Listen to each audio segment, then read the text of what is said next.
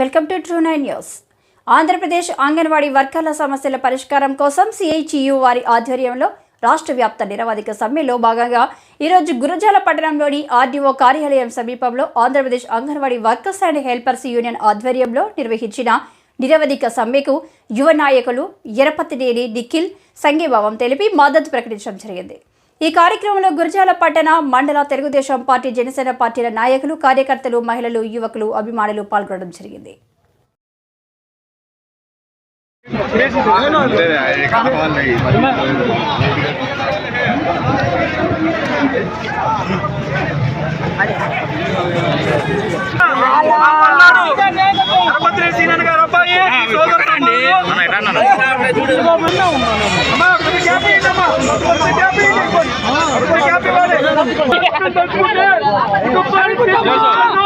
సమాజాన్ని కూడా తీర్చిదిద్దుతారు.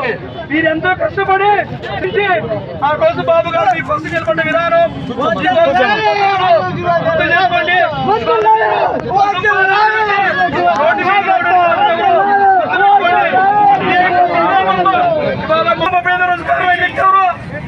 అది గుర్తుపెట్టుకోండి.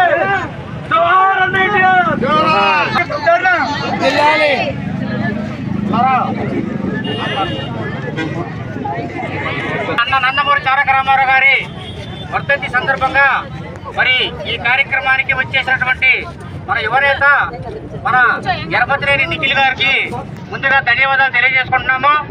మరి మనం చూస్తూనే ఉన్నాం, అంగన్వాడీ టీచర్లు గత 38 రోజుల నుంచి నిరాహార దీక్ష చేస్తుంటే ఈ యొక్క గవర్నమెంట్ పట్టించుకోకుండా వాళ్ళని చిన్నచూపు చూడటం జరిగింది.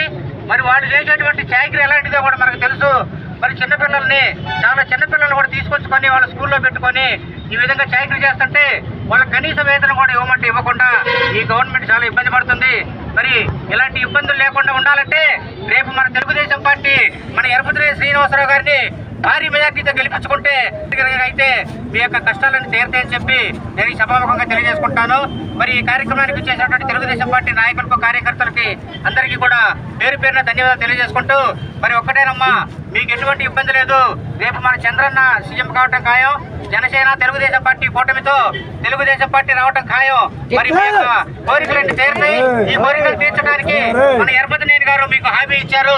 తప్పకుండా మీ కోరికలు తీర్చి మిమ్మల్ని ఎటువంటి ఇబ్బందులకు గురి కాకుండా చూడటానికి ముందుంటారని తెలియజేస్తూ నాకు అవకాశం ఇచ్చినటువంటి తెలుగుదేశం పార్టీ నాయకులు, కార్యకర్తలకి ధన్యవాదాలు తెలియజేసుకుంటాను.